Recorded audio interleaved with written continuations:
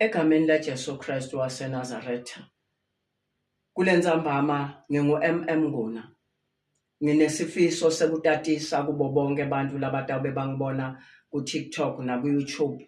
Nginesifiso sekwenta tinshumayelo, ngishumayela ngelivi laNkulunkulu, ngishumayela kakhulu ngendlela impilo sesiphila ngayo kulamalanga lesikuwo, ngishumayela nangetintfo uNkulunkulu lekafisa ukuthi siphile ngako, ngalendlela uNkulunkulu afisa siphile ngayo.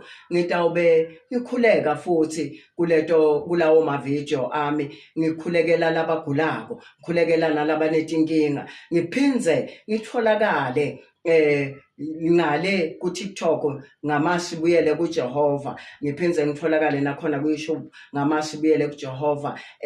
I-profile yami itawube ikukhipha lokuningi lotawufisa kungithola kuko, kodwa labo labafisa kukhulekelwa batawube bangithola kule namba yami lebatawube ivela lapha ku-profile, labanye batangithola ku-WhatsApp. Ngitawube ngikhulekela bonke labatawube bangifonela ukuthi bafisa ukuthi ngibakhulekele, kodwa nangemthandazo mina kumavideo yami ngitawube ngikhuleka egameni laJesu Kristu waseNazaretha. Kwangathi singasitakala sonke, nami ngisitakale. uNkulunkulu wemusa uthembekile.